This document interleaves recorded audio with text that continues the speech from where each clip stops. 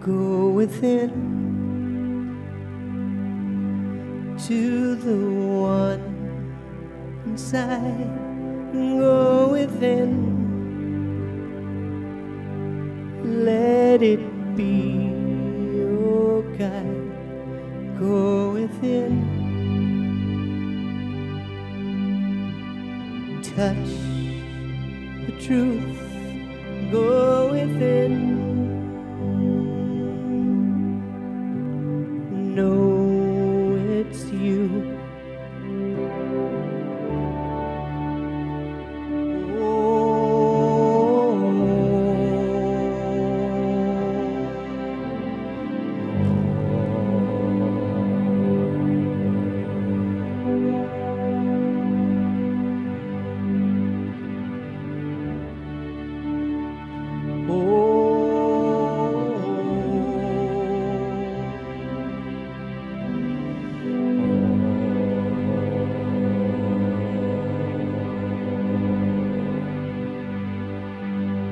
Go within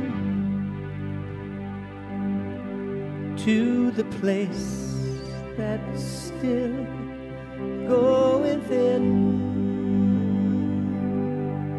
let that be your will. Go within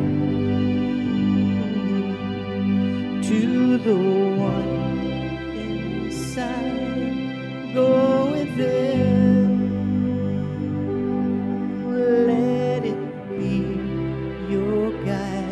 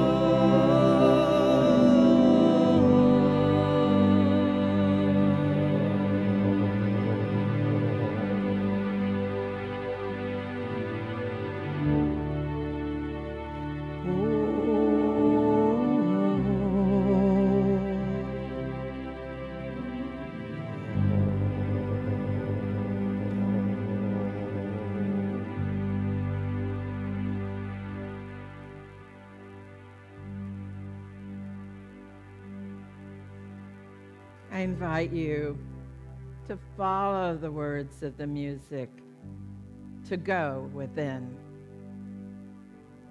to follow the words of the music, to take you to that sacred place, to go within.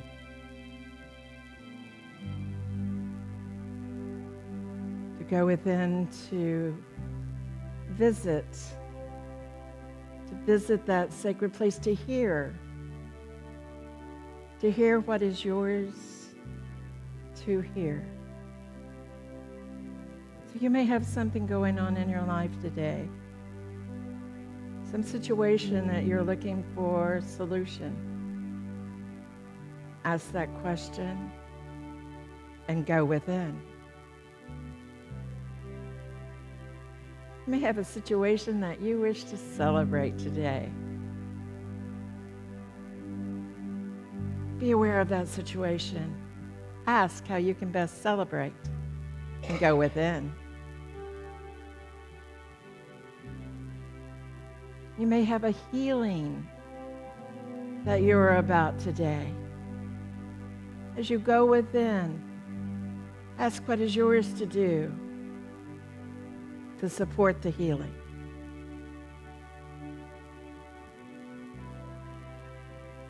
For it is in this sacred time, the sacred space, that Spirit has the opportunity to guide us.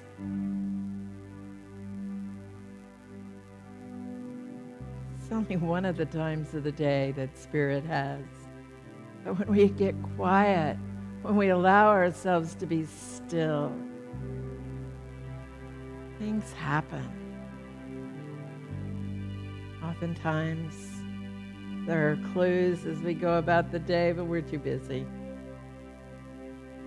This time, this space provides the sacredness,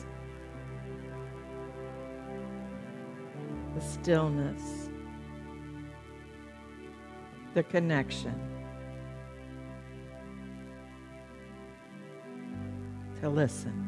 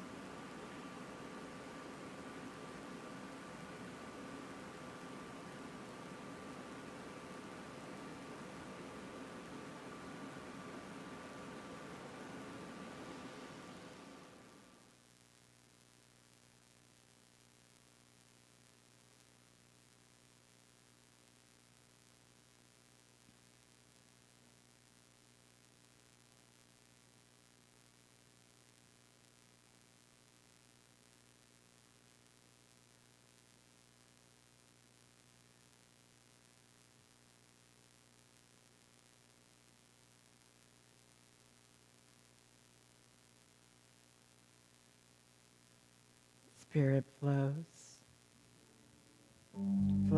through you, flows around you, flows in this room, the flow of love, the flow of kindness, the flow of answered prayer.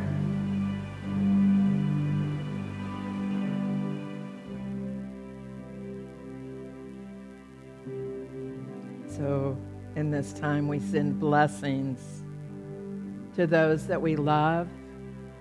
We send blessings to this church community and allow those blessings to flow out to our community. As we send these blessings out, may we feel the joy of sharing.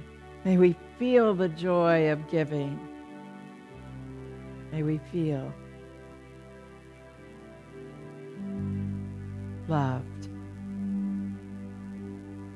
And as we return to this time and space, I invite you to look around the room, to look into the eyes of someone that is here with you, and share love, share kindness. Meet heart to heart through your eyes. And so it is. Amen.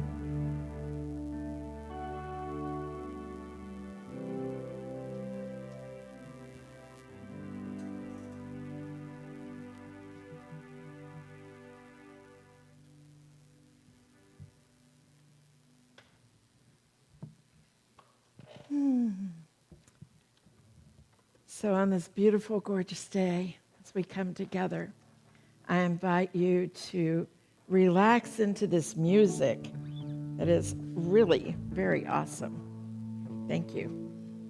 Our Unity Singers.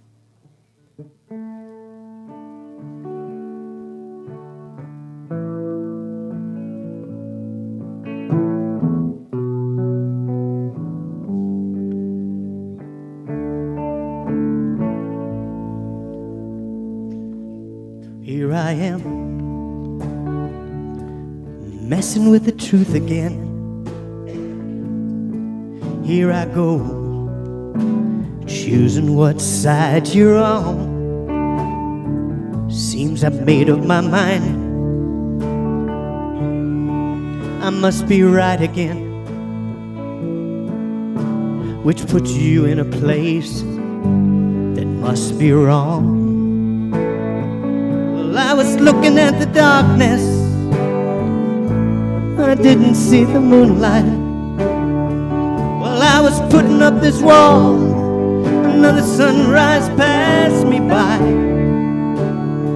Well, I was looking at the darkness, I didn't see the moonlight.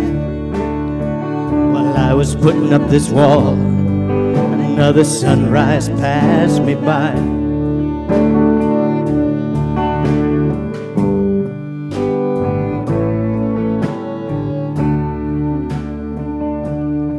What did I miss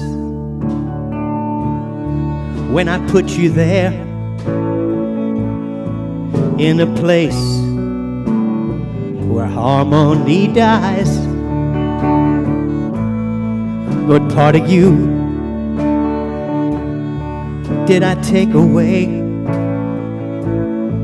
Well, I was looking with the shackled mind. Well, I was looking at the darkness, I didn't see the moonlight. Well, I was putting up this wall, another sunrise passed me by. Well, I was looking at the darkness, I didn't see the moonlight. While I was putting up this wall, another sunrise passed me by.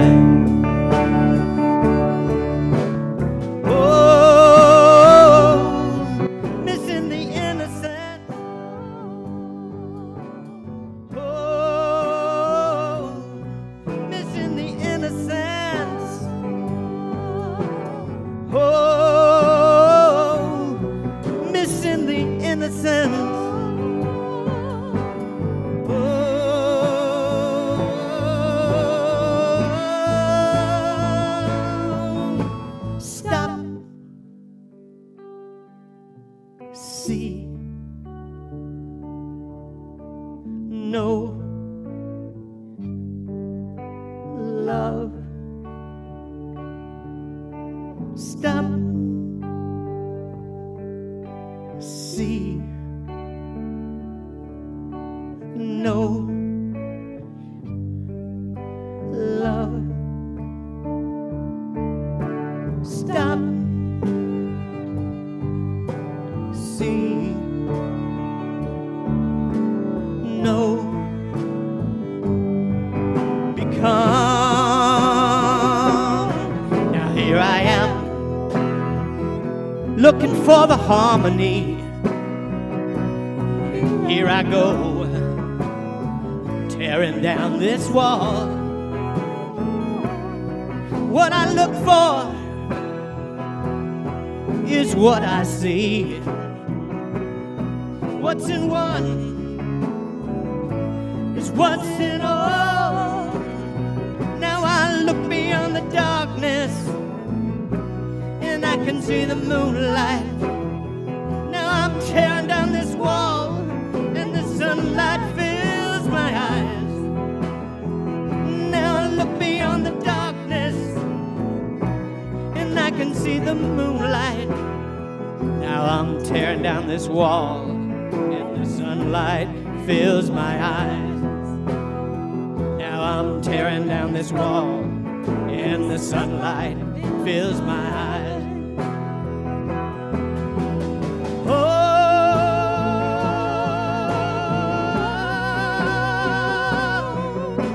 the innocence.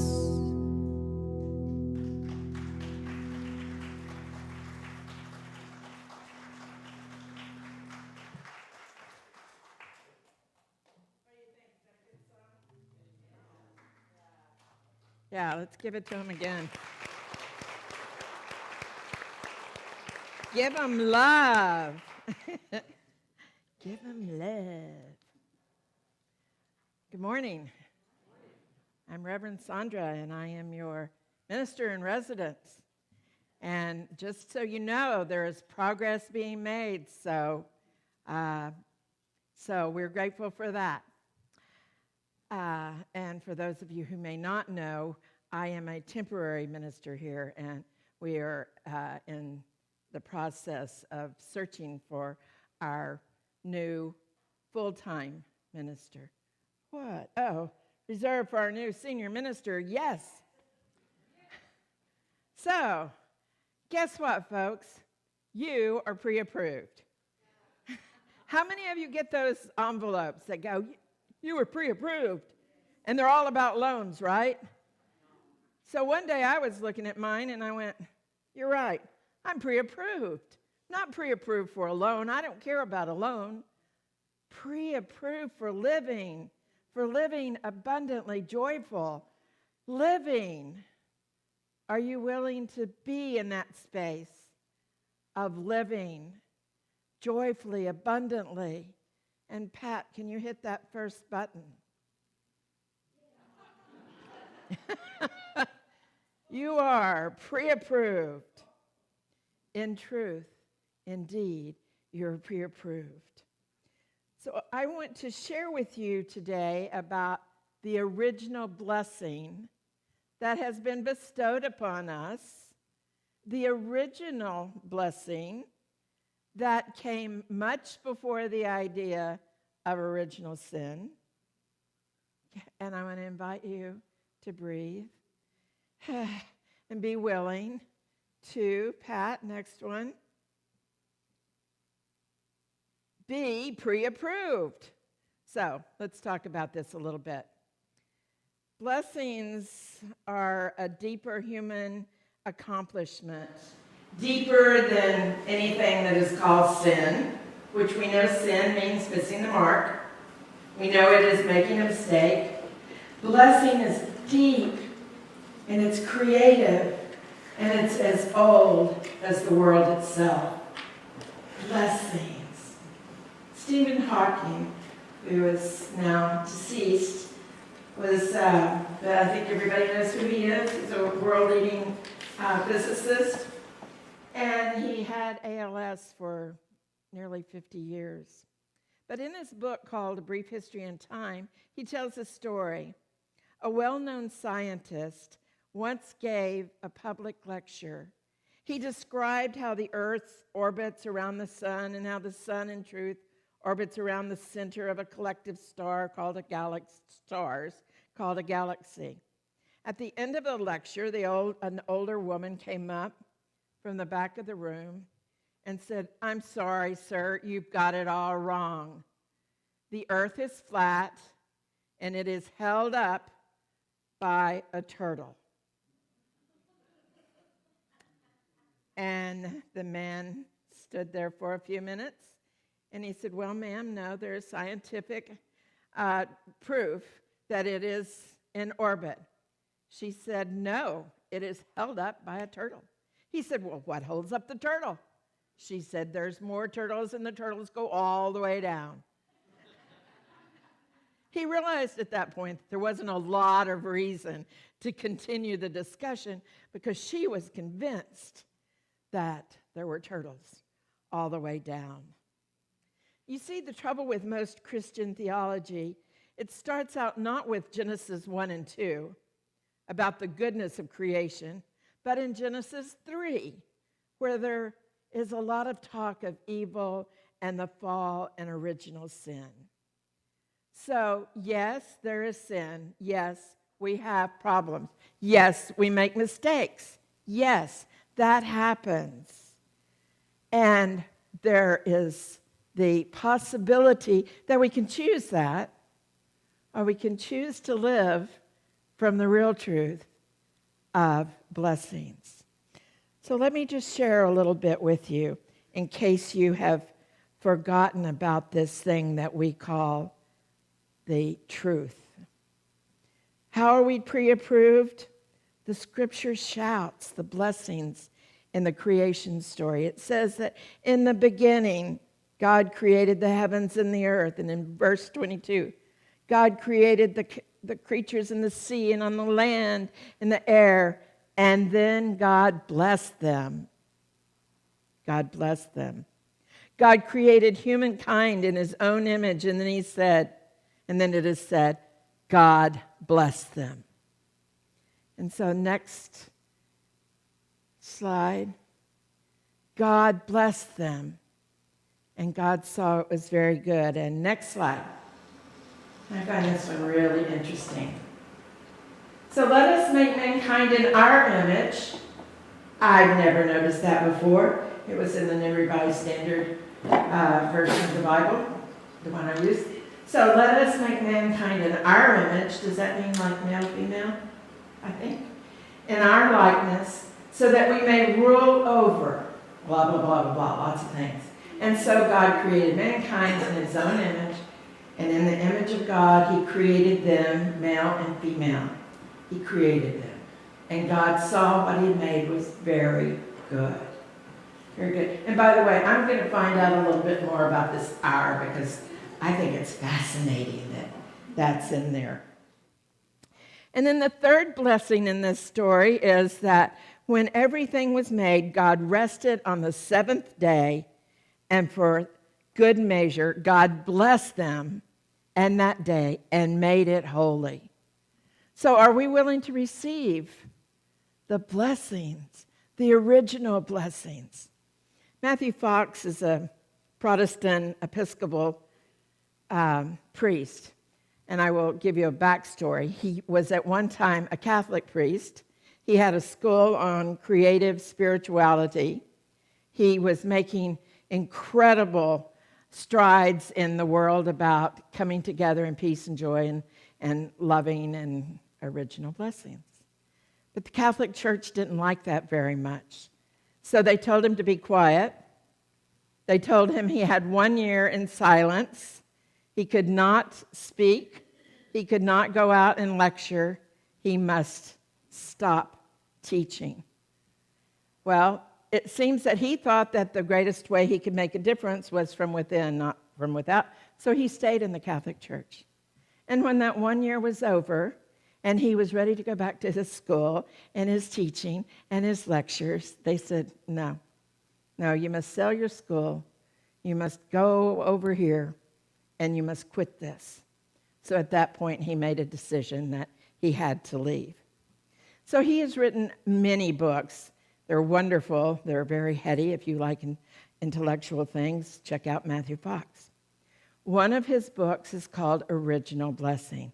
And in it, he talks about the lessons he learned in putting out information about original blessings.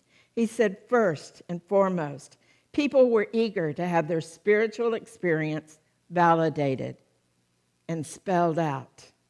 Second, most of the world's religions reject the concept of original sin, and that it deeply threatens the theology of the patriarchal camp of Christianity. It threatens them. Original blessings threatens them? I don't know. I don't quite understand that. So Fox spins out his adventuresome new religion, his new paradigm, in 4 sections. He talks about befriending creation, befriending the darkness of letting go and letting it be. He talks about befriending creativity, befriending our divinity, and befriending new creation, compassion, celebration, and justice for all. What a concept, huh? And that's threatening? Wow. I think it's pretty awesome. He says that the forces of fear and pessimism are so prevalent in society and religion that they need to be countered by an increased awareness of awe and goodness. Are you willing? Yeah. You can say amen on that. Yeah. Yeah. So there needs to be an increased awareness of awe and goodness. Throughout the book, he celebrates the wonder of creation and the royal personhood of humankind. Okay, everybody take a deep breath. It's a lot of information, right? So I'm going to throw in a joke here. How do you cut an ocean in half? You seesaw. Yeah. Yeah. So I don't know about you, but I don't trust the stairs They're always up to something. Okay, now, so we know that in Christianity, indeed, there is original blessings. And we know that in the world religions, that they reject this. In the Torah, it is written that the Almighty did not give us desires that we cannot govern or commandments that we cannot keep. The Torah was not delivered to angels or animals. It was given to the children of Israel after their first ancestors transgressed in the Garden of Eden. Oh, there must be a way that we can move past this. Why would God command his people to observe the Torah that he knew we could not keep, promise us that we couldn't find the fullness of life, and punish us for not being obedient to commandments that we couldn't keep in the first place? You have to wonder about that, right? So if we are pre-approved, why do we feel fear about so many things? If you are pre-approved, and indeed you are, why do you have fear about living fully, abundantly, expressively? Many of us grew up doubting the love of God because, well, there were relationships with others that broke our hearts or hurt us, or there were bad choices that we may have even made. And it's caused us to doubt God's love for us. We learn that God's love is steadfast. You see, there are even churches that spend their time telling people that they must be good enough to receive God's love. They do it well-meaningly. They do it, but it's misguided to think that we need to earn God's love by behaving in a certain way, to be good enough. God demonstrated love for all of us. For all of us. We no longer have to work to receive God's love. It's for us to receive. It's there. It's not that we have to work at it. It's that we have to open to it. We have to be willing. If we are created in the image and likeness of the divine, why hold tight to fear?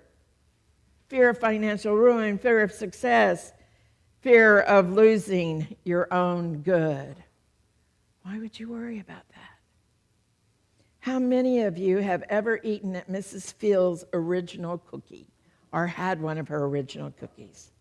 The story goes that Debbie created these cookies, opened up a storefront, opened up for business, and nobody came. She didn't quite know what to do until one day she was guided to bake her cookies and to open the door and go out with a platter and begin giving them away. Here, have a cookie. Have one of my cookies. Enjoy a cookie. And before long, her business was thriving. She was willing to give. She trusted enough to give them away. Matthew Fox emphasizes that he observed Jesus as one who demonstrates the essence of a beautiful life, and that there was beauty in the body and beauty in the natural world. And he was always willing to give it away. He was willing to give good away. He was willing to aim for the higher consciousness. He was willing to be in that place of knowing the true splendor of creation that was brought into fulfillment by the blessing of God's grace and action. So in 2017, there was a refugee from Cambodia. He was there for quite some time. He lived there when he was about 15. No, he's 14, excuse me. He lived in a church in Oregon. So he came back to the church where he lived when he was 34, and he wanted to thank the church for all that they had done for him. And so he wrote a check for $10,000. He wanted to give back somebody who had helped him overcome. You know, we just did that this weekend. How many of you were involved in Family Promise? You can or cannot raise your hand. Yeah. And did that feel good to be able to give and to be with those young people? I'm telling you, there were some beautiful women and children here this week. And if you have a chance to ever do that, I invite you to sign up. Because giving is an incredible way of expressing the blessings of God. Expressing the blessings of God. So our lives are a continuous succession of God's gifts.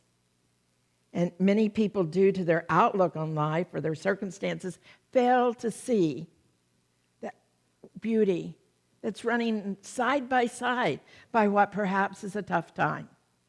I'm not saying that we're not going to have tough times, that there's not going to be the appearance of evil or sin or difficulty. You see, that's not reality, but it feels that way to us. We feel the hurt that goes on. And so we're trying to figure out how to live there. And the way we live there is to be in that place that we give of God's good, that we see God's good, that we are willing to allow God to work in and through us. Jesus pronounces his blessings before people even have a chance to respond to his call. He left and they followed him because they felt the energy. They felt whether they were worthy or unworthy. They felt the call. They saw the giving blessings that poured from him. It's surprising whom Jesus blessed, isn't it? Because it says that he blessed everyone. Oh, son of a gun. He didn't choose who he blessed everyone, just as God blesses everyone. I love that song about looking at people and putting them in judgment and all that. It's so important for us to see that we can do that, but when we get back to truth, we see the light, we see the joy, we see the expansion of prosperity. I want to share a story with you. In ancient times, a king had a boulder placed in a roadway. Then he hid himself. He watched to see if anybody would remove the big rock in the roadway. Some of the king's wealthiest merchants and carriers came by and they simply walked around it. Many loudly blamed the king for not taking better care to keep the roads clear, but none did anything about it. Then a peasant came by. He was carrying a load of vegetables. He reached the boulder. He set down his vegetables. He stopped, and he began trying to push the boulder away. The boulder was very heavy, very heavy. But he continued until he finally was able to move it. And when he moved it, he found a purse. And in that purse, it was filled with gold. And a note from the king saying, you were willing to do this. You were willing to give, and I wish to reward you.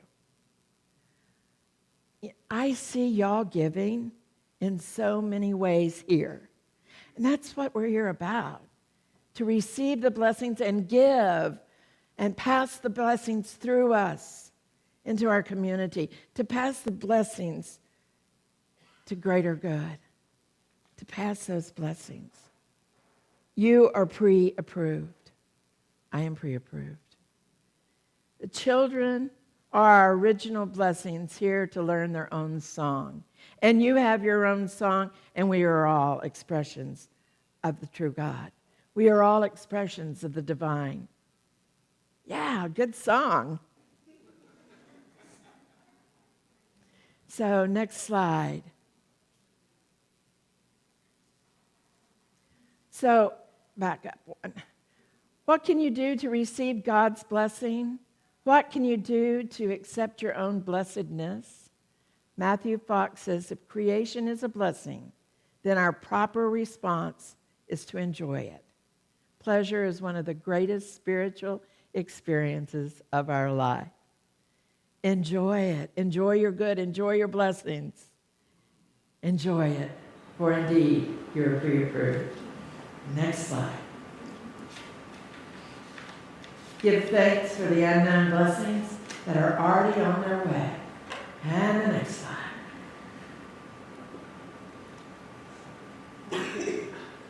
You are blessed and highly favored. Congratulations on this day.